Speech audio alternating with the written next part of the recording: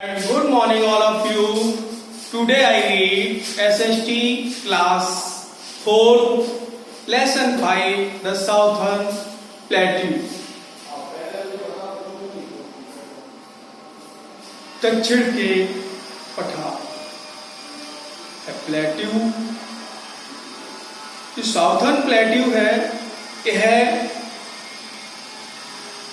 जो साधारण भूमि होती है उससे थोड़ा हाई होता है, ऊंचा होता है, इसीलिए यह प्लेट्यू कहलाता है। और जस्ट लाइक टेबल की तरह, तो इसी से इसका नाम टेबल लैंड भी रख दिया है। अच्छा, अर्थात साउथर्न प्लेट्यू को हम टेबल लैंड के नाम से भी जानते हैं। और यह टेबल लैंड हमारे राष्ट्र के लिए बहुत ही महत्वपूर्ण है, खेती के लिए, उद्योगों के लिए और अन्य कार्यों के लिए। अब आता है कि ये साउथर्न प्लेट्यू का फैलाव कितना है, कहां से कहां तक, और इसकी स्थिति कहां पर स्थित है। तो साउथर्न प्लेट्यू एक बहुत बड़ा भूभाग है। यह त्रिकोणीय आकार का है और यह उत्तर से दक्षिण तक, पूरब से पश्चिम तक 1600 से 1400 किलोमीटर तक फैला हुआ है। यह नॉर्थ वेस्ट में अरावली हिल से शुरू होता है और नॉर्थ ईस्ट से राजमहल हिल्स तक फैला हुआ है। यह जो साउथर्न प्लेट्यू है यह बहुत ही महत्वपूर्ण है। इसमें कई जगहों पर पानी के स्रोत हैं जिनसे झरना बहता हुआ है। उनमें से जॉग फॉल जो कर्नाटक में झरना बहता है वो महत्वपूर्ण है, बहुत लोकप्रिय है। आगे प्लेट्यू को दो भागों में बांटा गया है। सेंट्रल हाईलैंड इन नॉर्थ में सेंट्रल हाईलैंड के नाम से और साउथ में डेसन प्लेट्यू के नाम से। तो सबसे पहले आता है सेंट्रल हाईलैंड। यह वो एरिया है उत्तर में जो नर्मदा नदी से बना हुआ है और यह नर्मदा सेंट्रल हाईलैंड के नाम से भी जाना जाता है। यह अरावली रेंज अर्थात अरावली की पहाड़ियों से घिरा हुआ है और नॉर्थ वेस्ट में विंध्याचल श्रृंखला से घिरा हुआ है। सेंट्रल हाईलैंड में मुख्यतः दो प्लेट्यूज स्थित हैं, एक तो मालवा प्लेट्यू और दूसरा है छोटा नागपुर प्लेट्यू। यह नॉर्थ ईस्ट में कुछ नदियां भी इसमें बहती हैं, जैसे चंबल, बेतवा, सोन, गंगा, यमुना, ताप्ती, नर्मदा और ताप्ती जो विंध्याचल रेंज में नदियां हैं यह वेस्टवर्ड की साइड बहती हैं।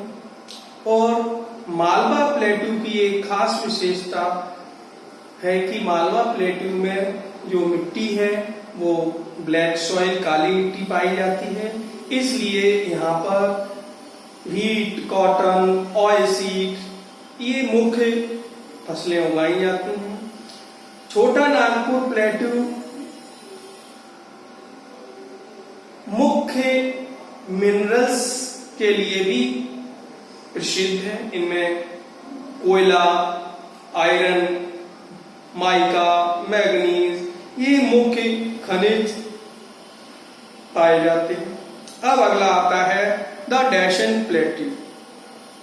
डेसन प्लेट्यू नर्मदा नदी का साउथ वाला हिस्सा होता है, यह डेसन प्लेट्यू कहलाता है और यह सेंट्रल हाईलैंड से साउथर्न पार्ट तक फैला हुआ है।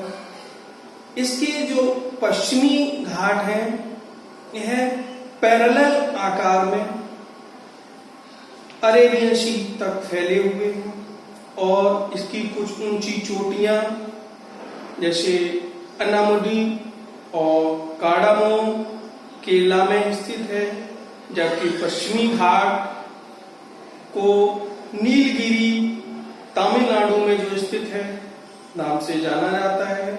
कोर्ग कर्नाटका और सयाडिस महाराष्ट्र में कुछ जो हिल्स हैं स्थित हैं। यह पूर्वी घाट छोटी छोटी पहाड़ियों में बटा हुआ है। और अब टॉपिक आता है इसका क्लाइमेट। इसकी क्लाइमेट क्या है, जलवायु क्या है। The climate is very hot and humid in summer. प्राय गर्मी में जो इसकी जलवायु है वो गर्म रहती है और सर्दी में ठंडी। द रेनफॉल बहुत ही कम मात्रा में होती है और होती है तो अलग अलग स्टेट में अलग अलग प्रकार की होती है। यहाँ पर कुछ सीजनल हवाएं भी चलती हैं जो पुनः मानसून से सितंबर तक आती जाती हैं। नॉर्थ ईस्ट की जो मानसून हवाएं हैं ये अक्टूबर से नवंबर तक चलती हैं। अगला टॉपिक आता है rivers of the plateau in reason.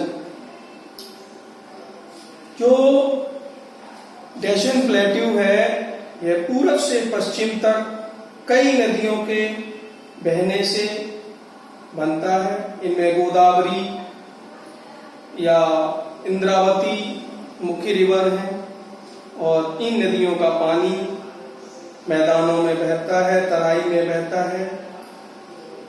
पश्चिमी घाट यह पूरब की ओर बढ़ता जाता है और यह बे ऑफ बंगाल में मिलता है।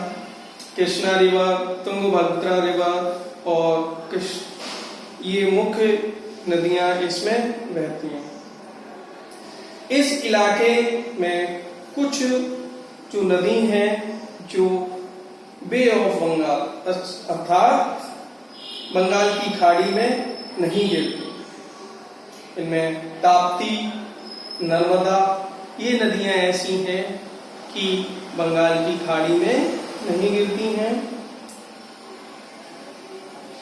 मुख्य रूप से जो जितनी भी नदियां हैं किसी न किसी माध्यम से वो अरब सागर में जाकर मिलती हैं। और आगे टॉपिक आता है states across the northern plateau. वो राज्य जो नॉर्थर्न प्लेट्यू को क्रॉस करते हैं उनमें मालवा प्लेट्यू, छोटा नागपुर प्लेट्यू में मुख्य राज्य हैं जैसे राजस्थान, गुजरात, मध्य प्रदेश, छत्तीसगढ़, उड़ीसा, झारखंड। यह पश्चिम से पूर्व की तरफ है, जबकि कुछ साउथर्न पार्ट में भी जैसे गुजरात, महाराष्ट्र, कर्नाटका, तमिलनाडु, उड़ीसा, आंध्र प्रदेश।